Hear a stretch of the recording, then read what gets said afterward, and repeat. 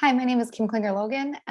So this is the elevator pitch for my talk on graviton scattering and differential equations in automorphic forms.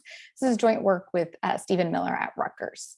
Yeah, what I'm going to talk about today is the low energy expansion for a scattering amplitude. So it's just basically the likelihood of a particular scattering process to occur. And this is particularly for very small particles like gravitons.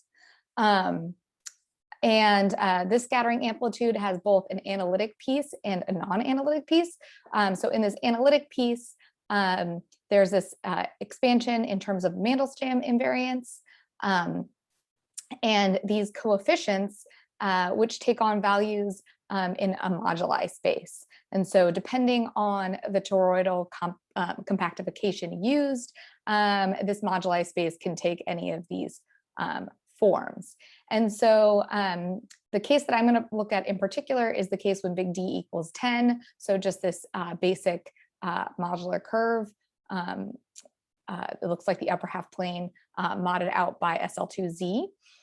So these are functions, these are modular functions, these coefficients on this space.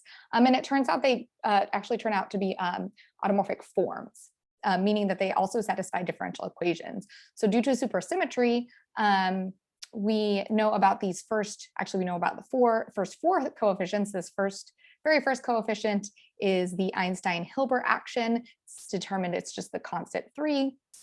The next three coefficients corresponding to PQ is 0, 0, 1, 0, and 0, 1 satisfy this series of differential equations. So the first two, the 0, 0 and the 1, 0 coefficient, you can see are eigenvalues for the Laplacian. And so they turn out to be Eisenstein series, at least in large D and small d cases. There's some little weirdness that happens for other moduli spaces.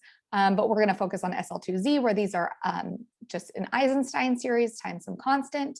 And in the last case, you'll see this is not a homogeneous differential equation, but an inhomogeneous differential equation. And so it's equal to this Eisenstein series squared. So this is the most complicated to solve. So we're going to talk about two different methods for solving this equation. One involving the spectral expansion, like spectral decomposition of automorphic forms.